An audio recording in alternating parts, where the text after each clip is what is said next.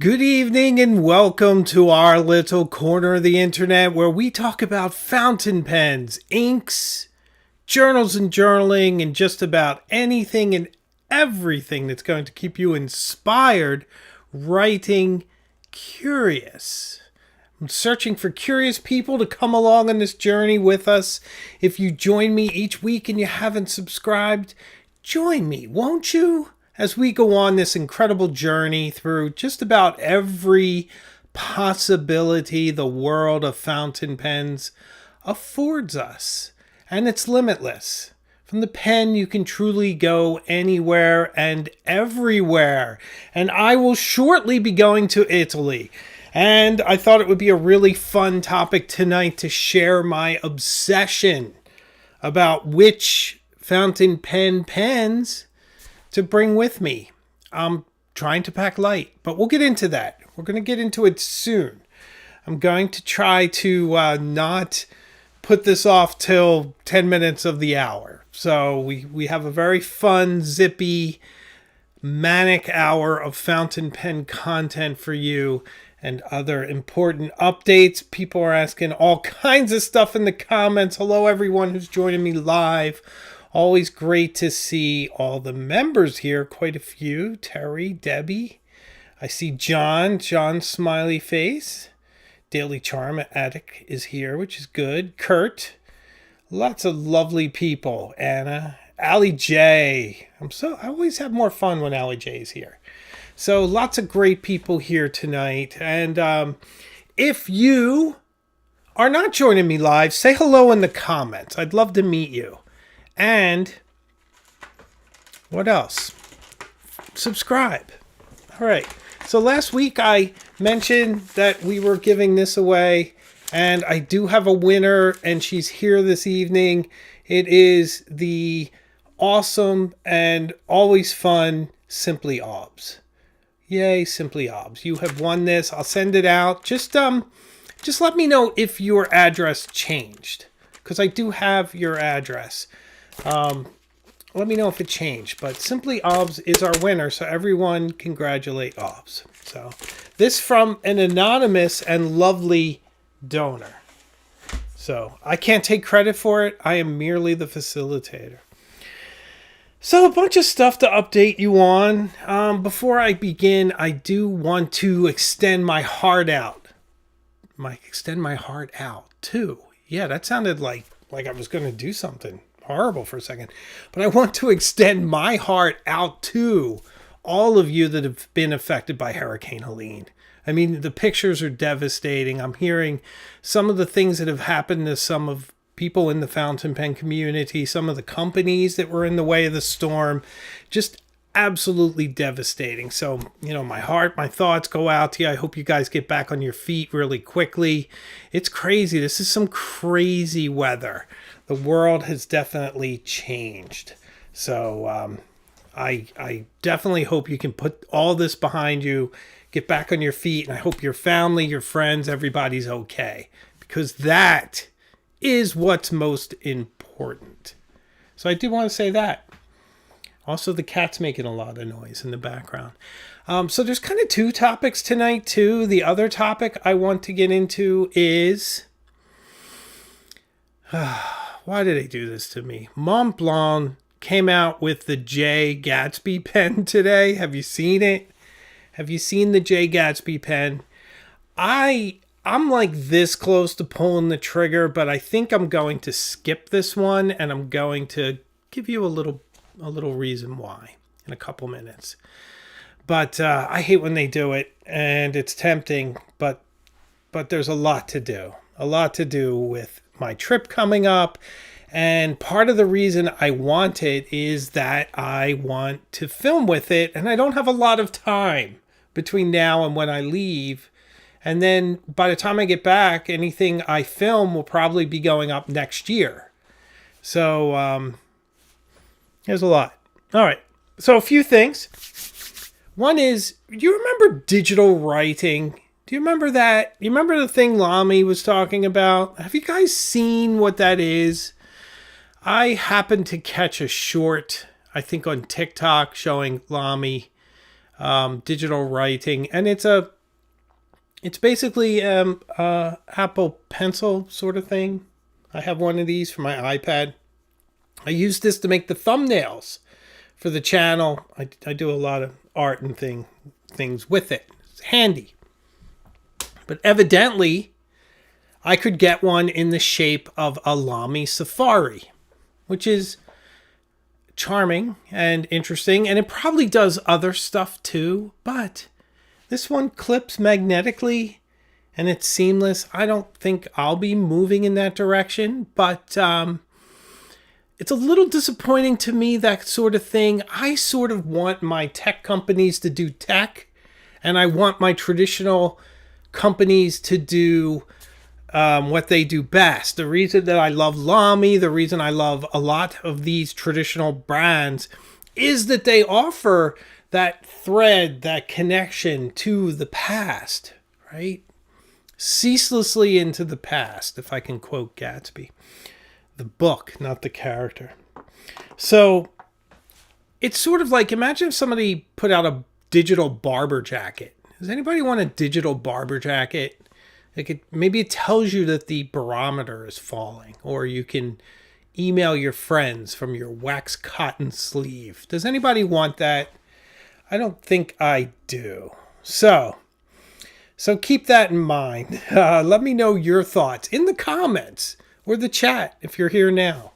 Are you someone who jumped on the Lamy digital writing bandwagon? And the reason I ask is I'm sort of working on this video that will be coming up soon on these concepts of how you can tether that which grounds us. You can start with this beautiful history of a product and a brand, and then you just push it so far out of its limits and its definition that you ask whether or not it's still the original or any of it exists. Or Ali J, I don't know if you remember the Ship of Theseus, right? Oh, my voice. Green tea, excuse me. Not bad at all. It's like the Ship of Theseus. If you remember that, it's a thought experiment that you have the Ship of Theseus, and if you keep updating it and you pull off all the rotted wood and you replace it with new wood, eventually you have a whole new ship. What of it is the original Ship of Theseus? Then, if you were to collect all the rotted wood, put all that together, which of these two is more of the original Ship of Theseus? Well, at what point do some of these brands cease to be who they are? Okay, maybe I'm out on a limb here. Am I out on a limb, you guys? Let me know. Let me know. Far be it from me to be out on a limb, you know? Okay, so before I speak about my pens, I have a whole selection here to choose from. Just super fun. Super fun. I get distracted so easily. Before I talk about the trip and which pen I'm going to bring, what I'd like to talk about is this Mont Blanc pen. Have you heard about it? Don't look now because I want you to enjoy the show. But I believe it either came out today or very, very recently. You know, these things sometimes can sell out in hours.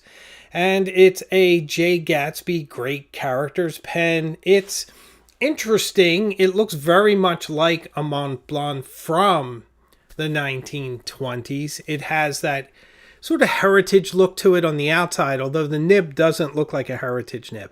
And by the way, Mont Blanc can be infuriating with their ads because they don't put a lot of detail on their ads. They rarely tell you what the filling system is.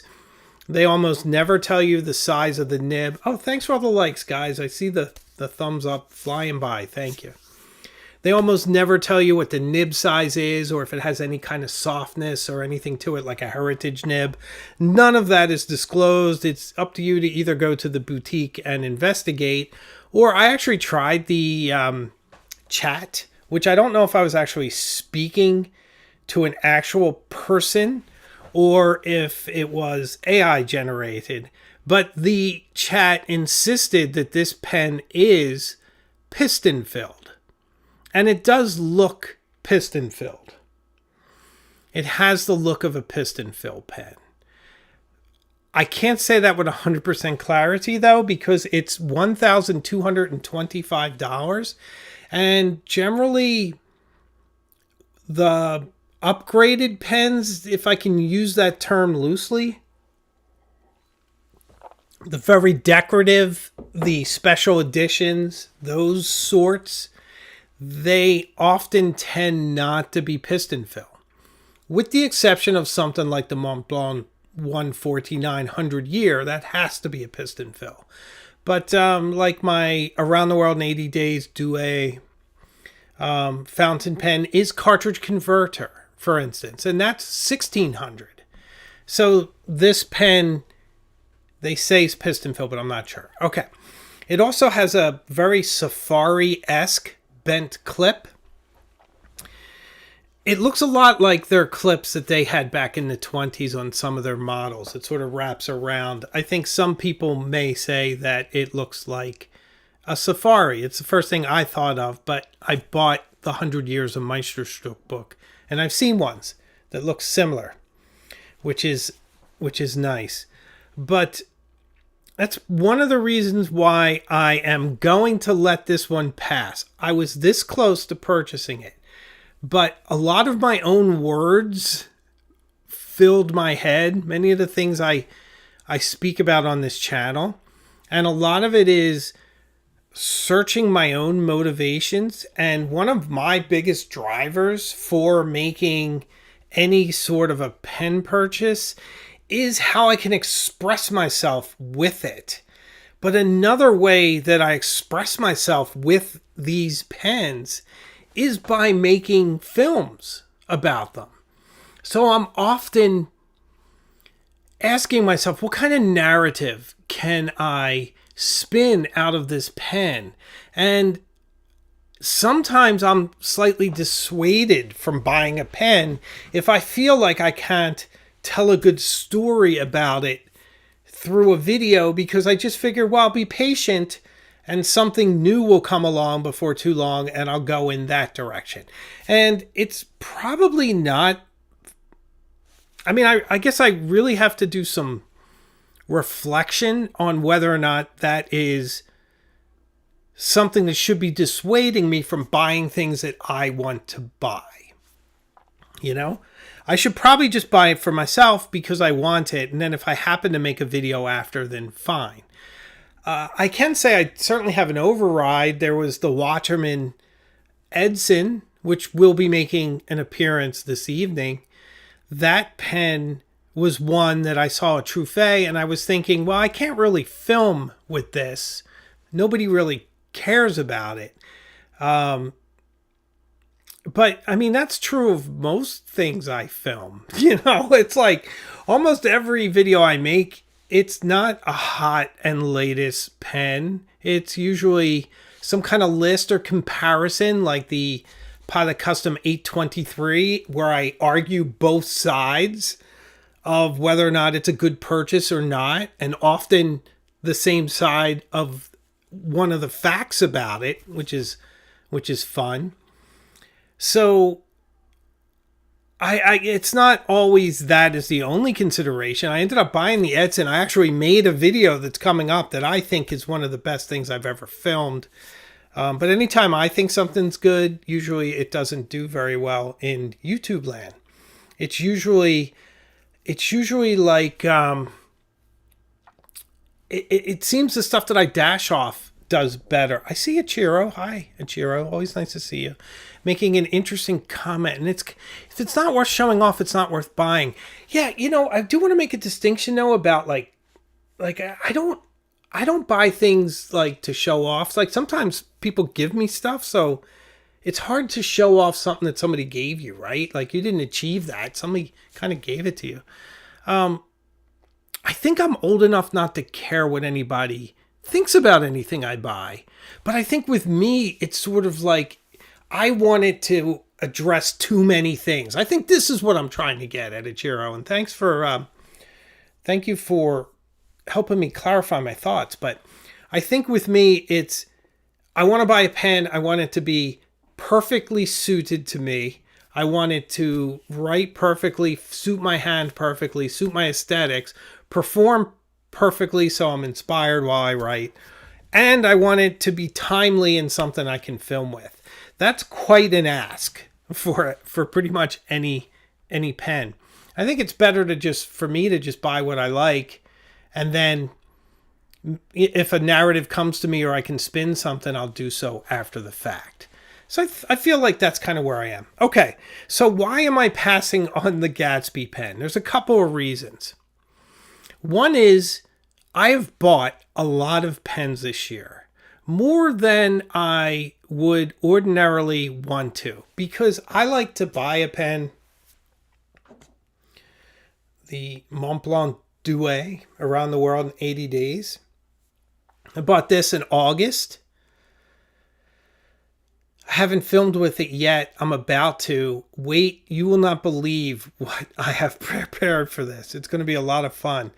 But it took me a bit to sort of get the narrative, to use it, to think about it.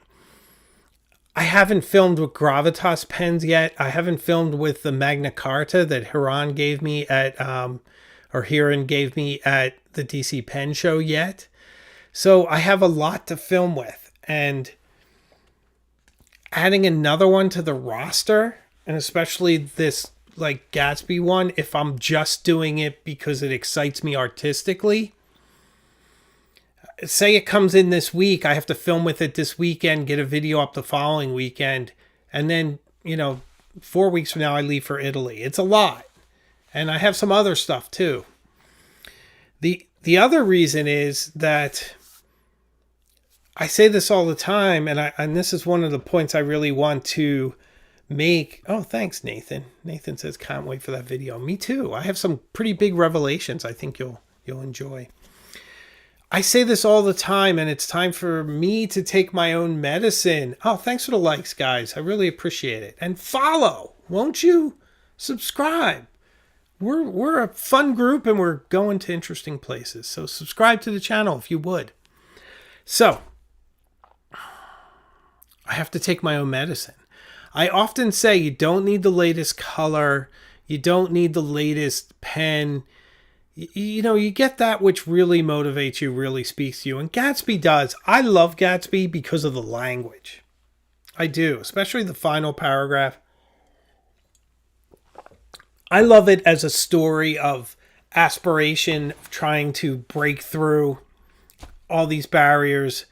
But the pen itself is borderline vulgar. Like the clip, as cool as it sort of looks, as a 1920s style clip, it's supposed to be a money clip. And there's something sort of vulgar about that. And it's got like JG on it. It's got a beautiful looking barrel. And the nib has his car on it, which is actually kind of interesting. But I'm just not entirely sure that this is the pen I want to write with, tell the story. And I don't want to buy it and just flip it. So I guess it's that. And then here's the last reason, then I'll move on to something else because I feel like I'm spending too much time on this. But I hope you find this interesting because I think we all go through these struggles. It's $1,225 or so. I guess with tax it'd be like $1,300. That's a decent amount for a pen. I do try to set a $1,000 limit for myself. And as I've said, I bought a ton of pens this year. The Pelican M1000 I bought this year. The Around the World in 80 Days, the Montblanc Bohème, even though that was cheap. That was like $350, something like that. It's crazy. The Waterman Edson, I got that this year. And I'm sure I got a bunch of other stuff. And I forget sometimes. But see, that's the thing. I forget. I shouldn't forget. I should remember each and every one of these purchases. Let me see what Tom Morley says. He says, yes, the Montblanc Great Gatsby is chunky and vaguely ugly. Yeah, it is. It is a bit kind of vulgar. But I get that Gatsby's kind of a vulgar character. So I guess in a way it suits it. But I leave for a trip soon. And I want to be free to buy stuff over there whatever that is. And I don't think it's going to be pens. I think it's going to be stationery, correspondence, and if my favorite journal store, now Bottega Obscura is my favorite journal. You guys know that. But I buy these in Venice too, and I really like them. I'm going to buy a few of these. And these, these are like 150 each. They're not cheap, but they're beautiful, and they're from Venice, and they make me happy. So I'm going to buy a few of those. See, I can't just push it. I have to put it away. It's like my sense of order. So I want to be free to do that. I just feel like the timing's wrong. The timing for expressing myself with it and everything else. Okay, I feel like I'm talking about this too much, so I am going to move on. Now, I have some exciting news for everyone right after I drink my green tea. It is incredibly exciting because I didn't tell you what week this is, and you're not going to believe it. Not going to believe what week it is. And before I tell you that, I think I'm going with Horatio. We have Yorick, and someone suggested that we do Horatio. So it can be Yorick and Horatio. What do you think? That's what I'm thinking. Let me know in the comments. Do you guys think I should go with Horatio? Allie J agrees with me. Leave yourself some room to find surprises. It's true. Who knows what treasures I'll find? Like this awesome butterfly my daughter made for me tonight. Isn't that beautiful? You never know what you'll find. Okay, so before I get into our pens and our main topic of discussion, what I'd really like to talk about right now is what today is and this week is. It's Dark Academia week. Wow. Wow, is that exciting? And what does that mean? This week's video, this Thursday, my top 5 choices for dark academic notebooks and journals. Do I do just 5? I bet I do more. I don't remember, but I'll bet you anything. I do more. And put in the chat, put in the comments if you're watching, which ones you think I chose. So I have a really interesting mix of affordable notebooks and sort of small brand notebooks. One's made by very small companies that put together these beautiful artisanal products, and some, or at least one, extremely high-end one. And you'll never guess which one that is, no matter how hard you try. Although, put it in the comments if you think you know.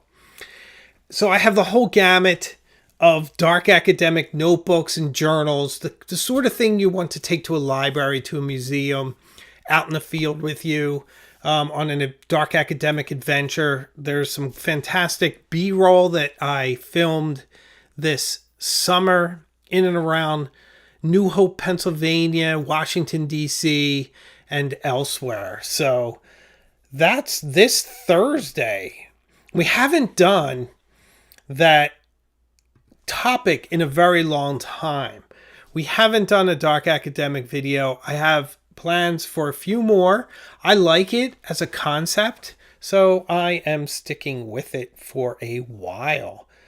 I like to find different threads. Pretty much any video you've seen on this channel, you'll see a different version of it if it motivates me and inspires me. Some of the Is It Worth It series, I'm doing a few more of those. They don't do that well. I think they upset people more than people like it from the way the comments go sometimes. Because I do take on the devil's advocate. So I have to come up with 5 harsh criticisms and 5 things I love about it.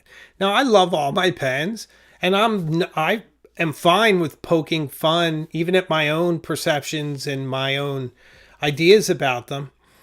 So I try to make it entertaining, but I've had people really upset about me talking about the price, but I argue the price from both directions. But it happens, It's YouTube, my friends. It's rough out there.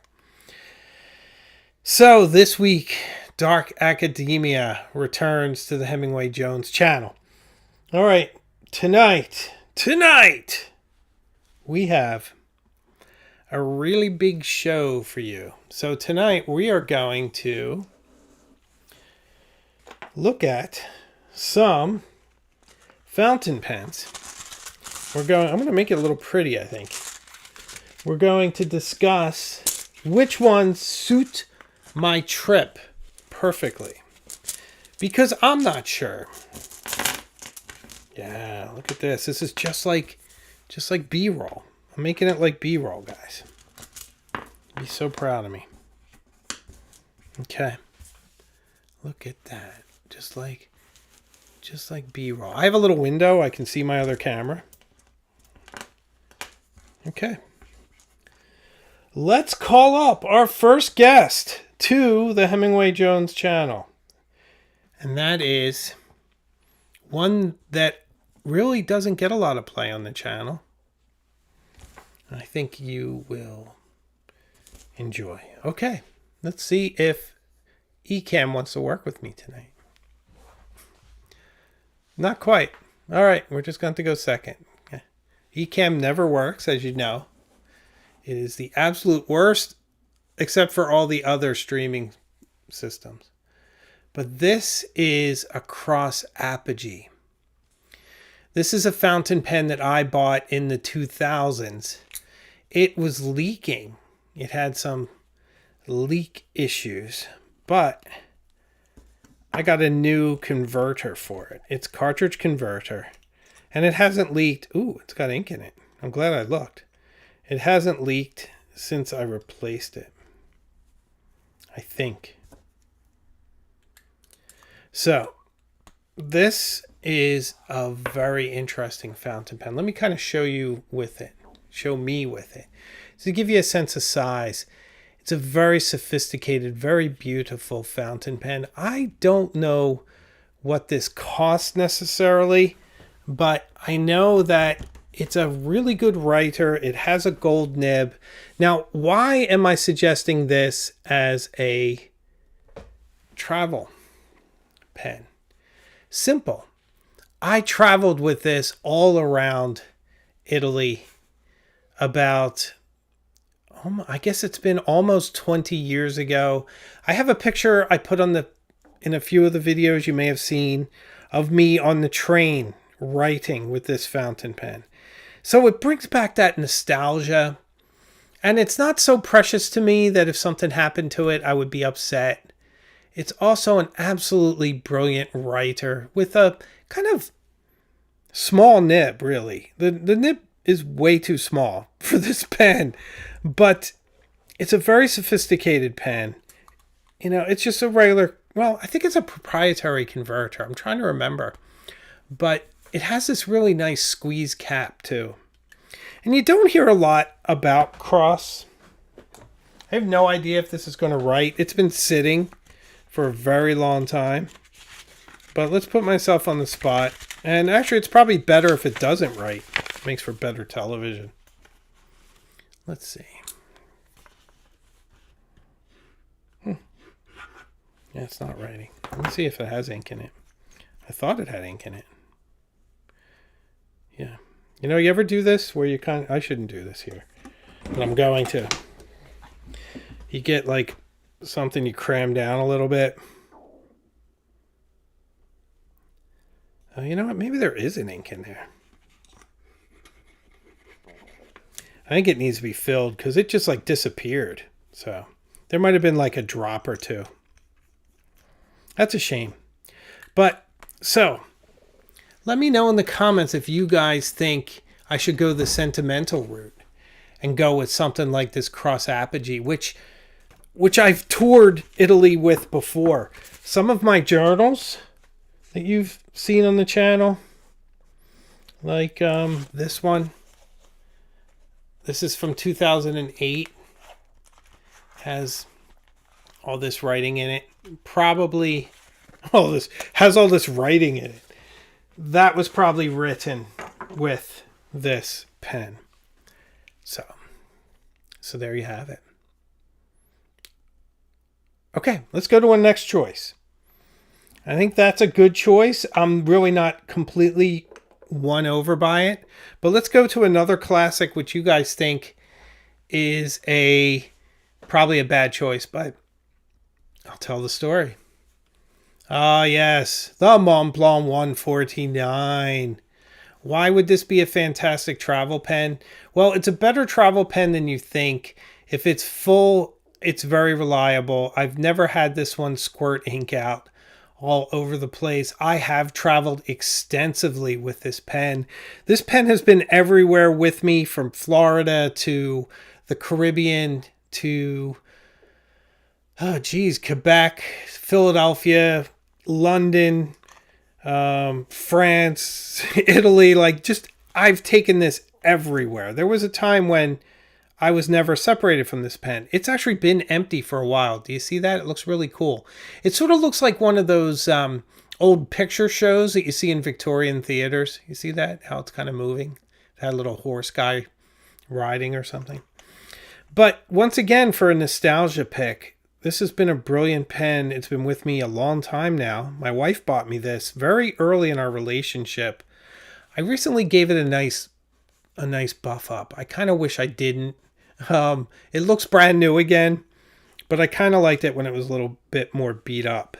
But I got bored. I was on the phone and I used Polywatch on it and shined it up.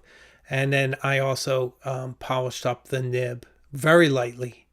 And it looks beautiful. Just with a jeweler's cloth. An old jeweler's cloth.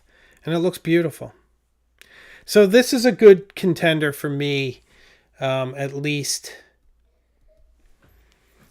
sentimentally. What do you guys think of this one? Oh, Ichiro says go the sentimental route. Oh, Allie J makes a great point. Allie J.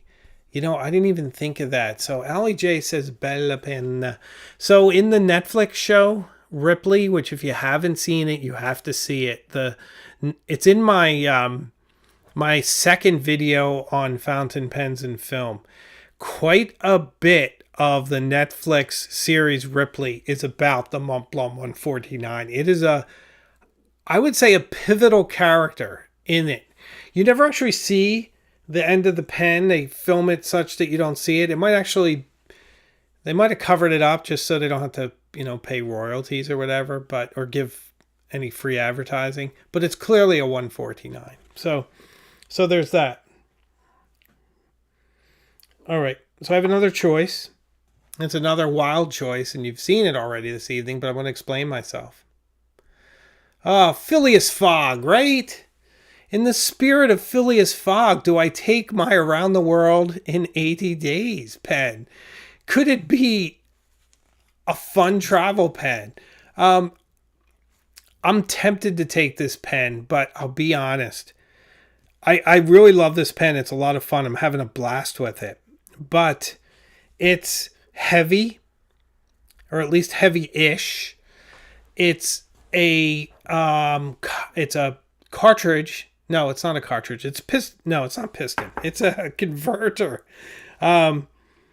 So it's going to hold a decent amount of ink, but it's a little tricky with the cap. Like, you just want to be careful with the cap.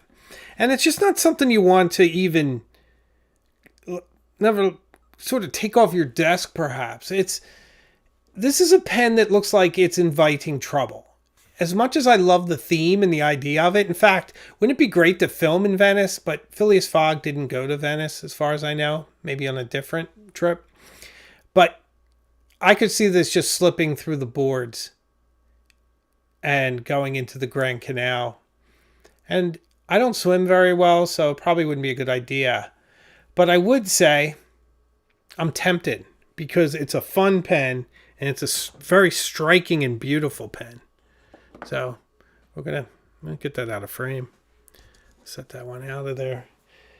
And get to another one that I would be a fantastic travel pen for some reasons. And this is the Watchman Edson. Look at the double barrel there, all the depth. Beautiful quick release. A very, very powerful nib. What's interesting about this is, evidently, it has a special feed that is supposed to make it impossible for it to burp ink. It's supposed to feed any excess ink back into the pen and back into the ink storage on the converter.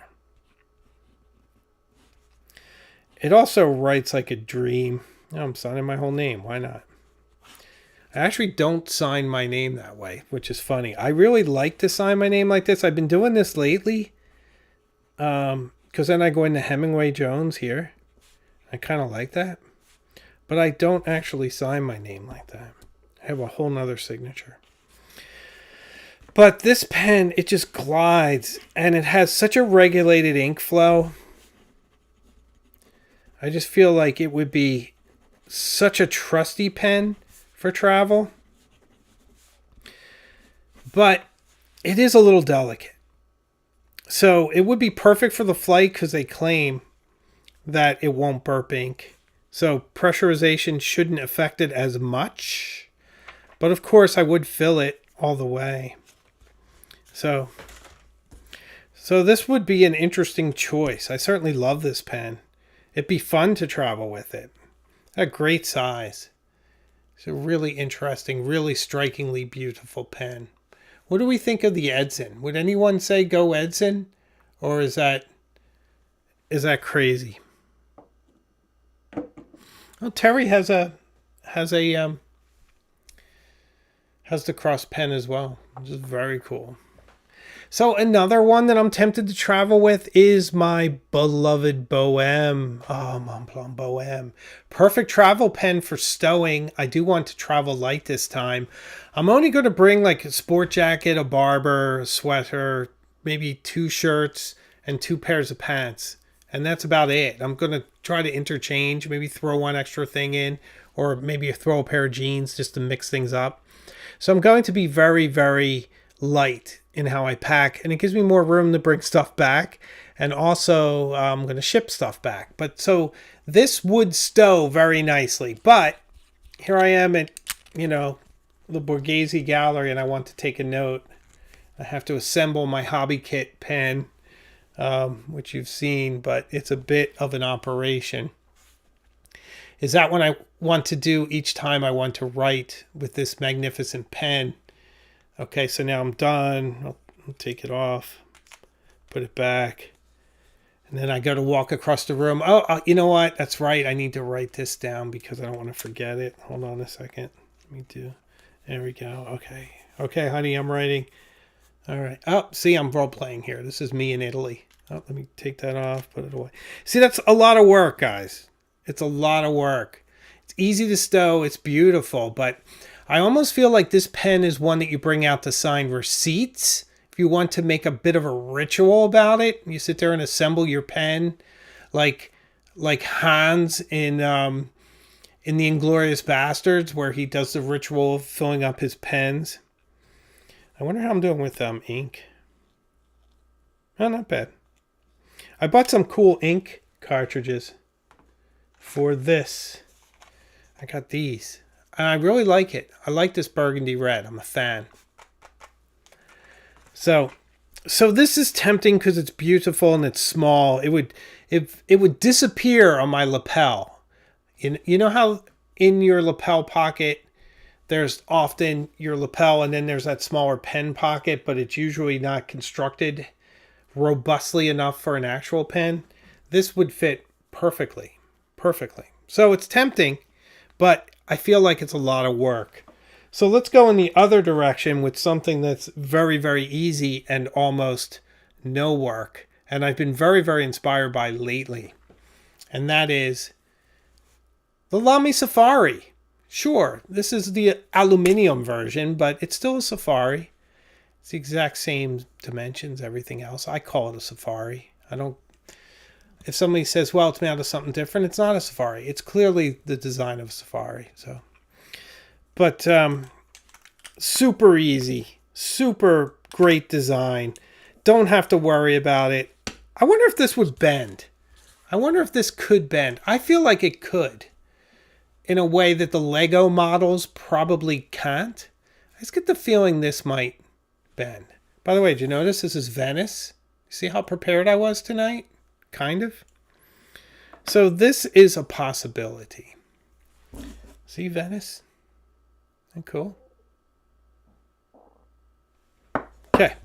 So Lamy Safari always keeps me inspired. I am considering it. Let me go through another one. The mighty, recently discussed at length, Pilot Custom 823, full of a clay sapphire. The most beautiful ink in the world. I just love it. This would be a fantastic travel pen. I would never run out of ink. I could fill this and write for 2 weeks. Probably never fill it again.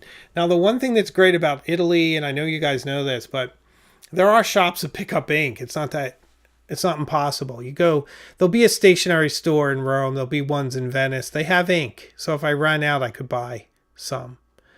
But, Allie J, if you're talking to me, of course I got that reference. How would I miss that? I'm mad at myself for not thinking of it. So thanks for helping the show. So the Pilot Custom 823 would be a stupendous choice for this trip. I could seal it up. I could write forever and a day. Oh, thanks for the likes, guys. I see them flying by. So I have a few others. I better pick up the pace. I'm very excited about these, so I can say a lot about each. The bronze. Caveco. Now, I love this pen.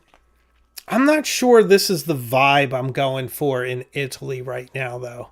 As much as I think this is gorgeous and tough and indestructible and a great travel pen, and it is all of these things. But it's also a bit like assembling plumbing. Old school pipe plumbing. It's hard metal. Very tactile, though. Oof, love it. I don't know if I want the extra weight, and I want this pulling on my pocket, even though it's robust, and I can throw it in my bag. Similarly, I have the brass, which is getting very, very patinaed. Look at the difference between these bad boys. I hope the light picks it up. So this, similarly, this is much smoother.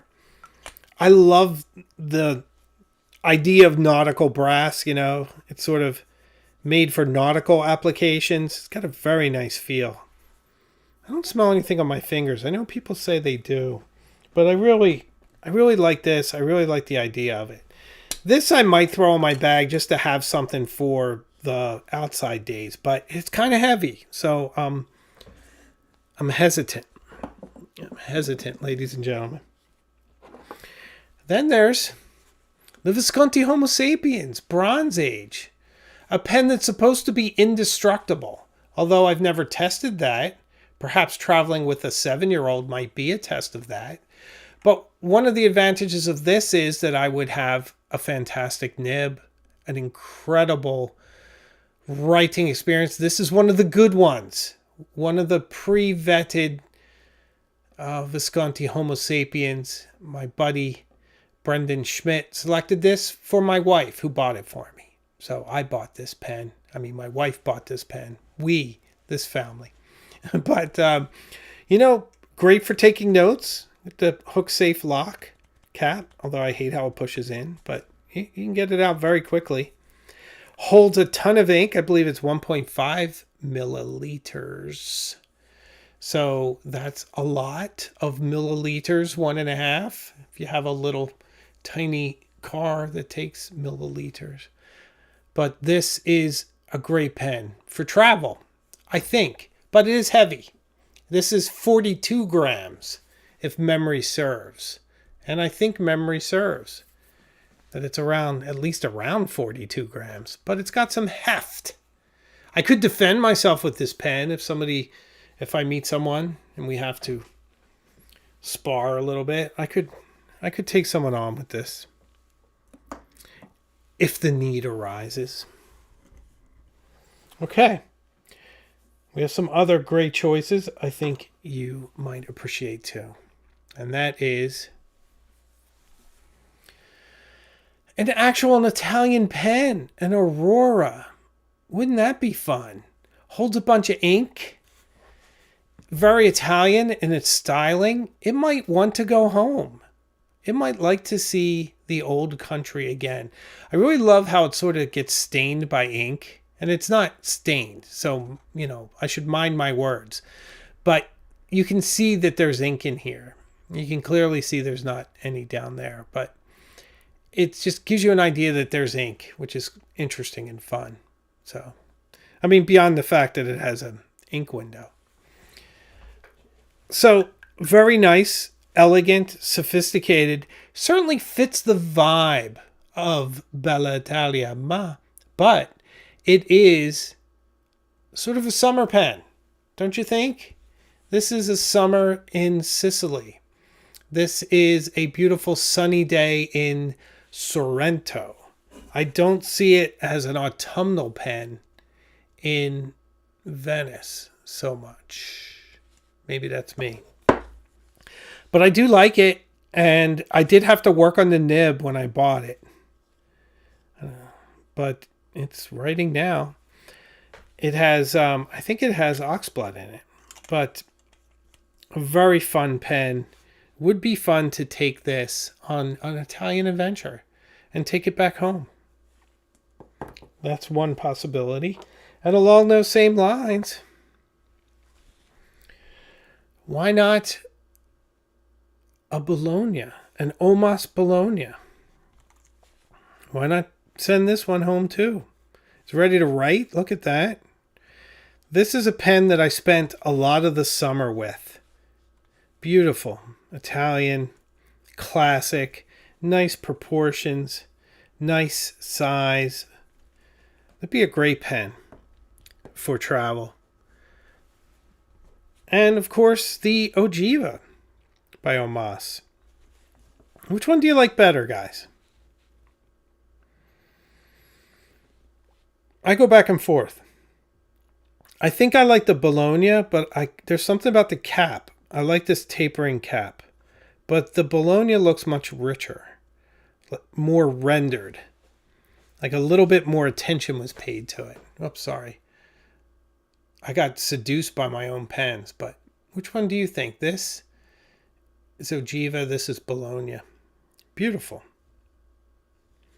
I'm glad I own both.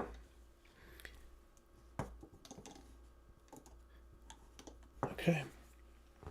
This is the one I'm leaning probably the closest toward, guys. And then I'm going to tell you which pens I wouldn't take. Matter of fact, I think I'll do that right now. I wouldn't take any lever fill pens because they love to burp ink and you're asking for trouble. So the Conway Stewart Indiana Jones pen stays home. The Honey Noir Churchill stays home. But this 147 by Montblanc is burgundy, which I love. Beautiful nib, writes exquisitely. It's a fine. I'm very pleased about that. But what's cool about it, I'm trying to remember which way this thing opens. Does it open? Yeah, it opens this way. I had to think about it for a second.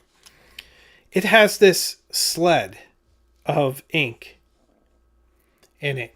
So you load up 2 cartridges. One goes in, the other's like a backup. And then as you screw it in, it just puts it in place and you're good to go. And it's been very reliable. So I could bring this and a couple of extra cartridges and I'd be fine. This is a heavy, heavy contender for what I'm thinking. Heavy contender. Another one is my Pilot Capless LS, which is a quieter version of the Vanishing Point.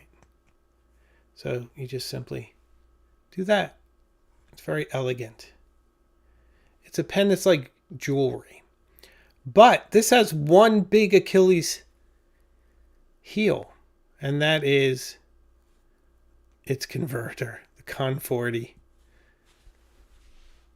converter that is not capacious enough for a trip of this sort. But I've been writing quite a bit with this pen. It favors this kind of grip, though. If you're one of these folks, you might have trouble. Or if you ever write like this, you might have trouble. Which I have to sometimes write like that when my hand's not working very well. But this works. Achiro says, always go the sentimental route. I like that quote from earlier tonight. Always go the sentimental route. It's hard to argue with that. Vermilion T asks a question. Why not a black and gold Jinhao X159? I have a simple answer for that, my friend. I have found the Jinhao X159 to be complete rubbish, I'm afraid. I bought 4 of them, and 3 of them are terrible, and 1 is good. I forget which one's good. I forget which one. But the one that's good is very good, and it's very disappointing. Because I want a brand like Jinhao that I can give to people and say, this is great. But I just had some bad luck with them. Bad luck. So, what do you guys think? Which one should I bring? Let me know in the comments. Let me know in the chat. Because I'm leaning toward the Montblanc 147 Traveler. I'm leaning toward this pen. Also, even though I shouldn't risk it, I'm thinking of bringing the Edson. But I might just bring 2.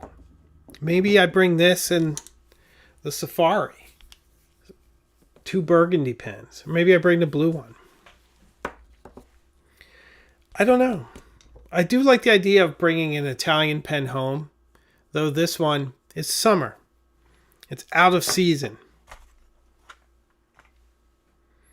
And then there's, sentimentality, like Ichiro says, the 149 or the cross apogee.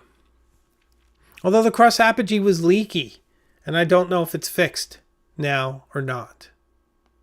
I don't know.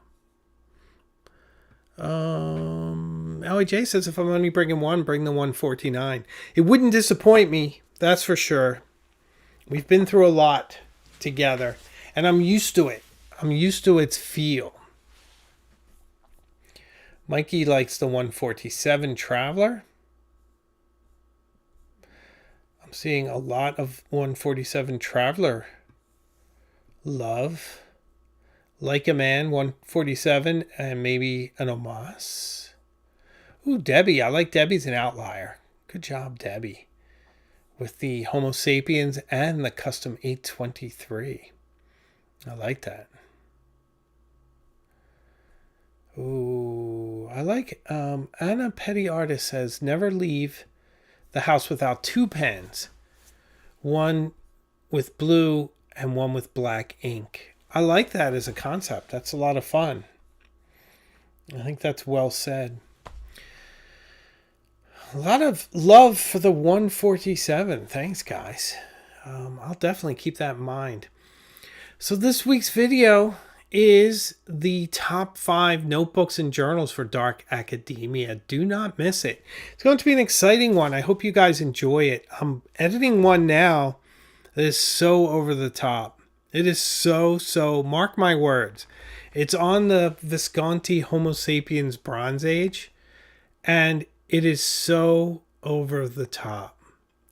It'll probably air sometime in late November, but I'm really proud of it. Really proud.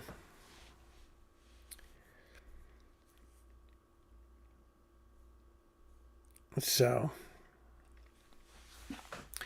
Robert Koch doesn't bring expensive pens. I usually only bring expensive pens. I'm funny that way. I get what you mean, and I feel like they're safest with me. I worry about things I leave behind. I'm funny that way. But, what can I say? It's kind of crazy. Like a Man says, maybe 1 expensive pen, not 2. It's a good point. Very, very good point. Well, ladies and gentlemen, what will I decide? I think if I had to decide right now, and I don't want to cop out and give you a decision, I'm thinking the Burgundy 147, although I did bring it to Washington.